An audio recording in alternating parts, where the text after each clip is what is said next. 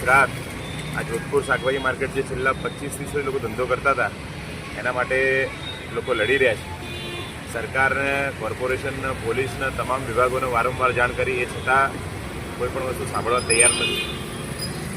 વારંવાર બહેનો ખુદ મુખ્યમંત્રીને જઈને મળી છે. મુખ્યમંત્રીએ આશ્વાસન આપ્યું કે તમારા માટે અમે કંઈક કરશું. એ વાતના આજે 17-18 દિવસ થઈ ગયા. આંદોલનના 26 દિવસ થઈ ગયા. આ કડકડતી ઠંડીમાં 50-60થી વધારે લોકો રોજ અહીંયા આગળ સૂઈ જાય છે, પણ કોઈ સાંભળવા તૈયાર નહીં. વિસ્તારના ધારાસભ્ય શ્રી અમિતભાઈ ઠાકરને રૂબરૂ મળે 5 થી 4 વાર, કંઈ સાંભળવા તૈયાર નહીં.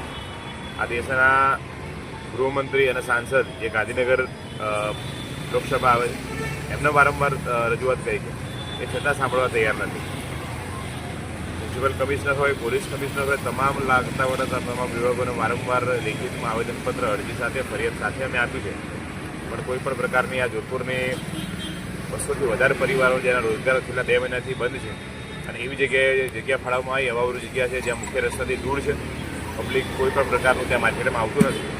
આ તમામ પ્રકારની સમસ્યાઓથી લઈને આ તમામ લોકોએ વારંવાર દક્ષિણ પશ્ચિમ zone deputy municipal commissioner Miraj પરીખને રજૂઆત કરી, સંગઠન એજન્ટની રજૂઆત કરી, કોઈ સાંભળવા તૈયાર નહીં.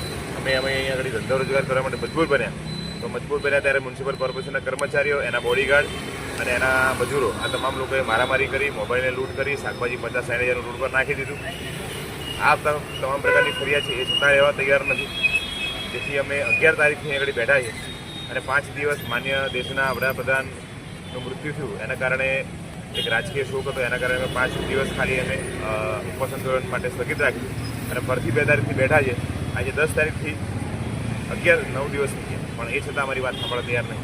અહીં ઘણા બધા બહેનો છે કે તમને કહે છે સાંભળો છો તો શું કહે છે? બોલો.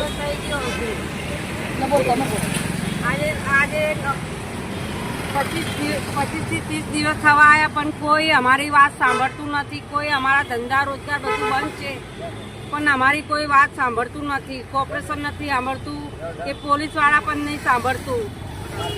વિસ્તારના ધારાસભ્ય શું કહે છે?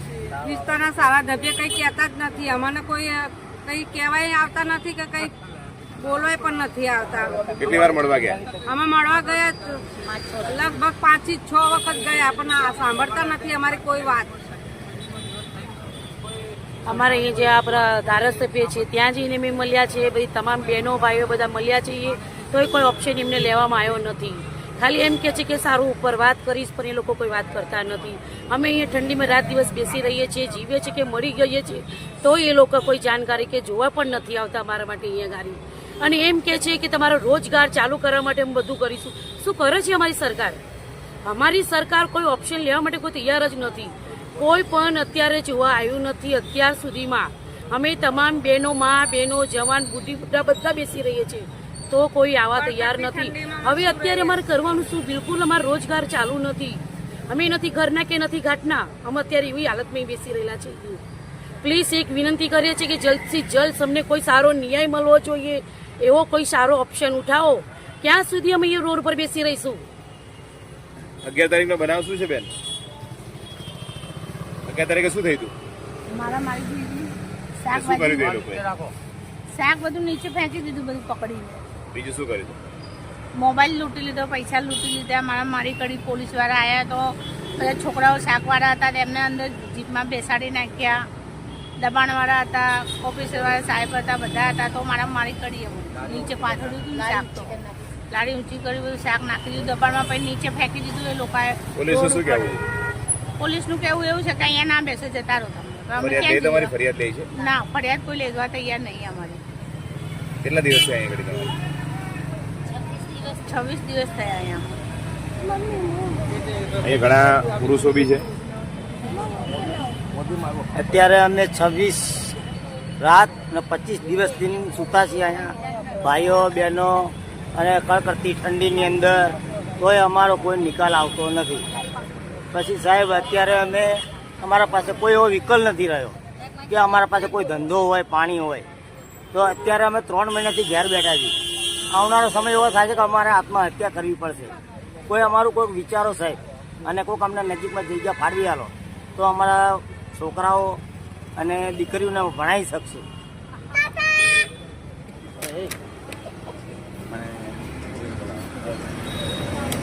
આ તમામ લોકો આ વિસ્તારમાં જે લોકેલિટી વિસ્તાર છે નજીકનો વિસ્તાર છે ત્યાં મ્યુનિસિપલ કોર્પોરેશનના અવડાના 5 થી 6 પ્લોટ પડ્યા છે.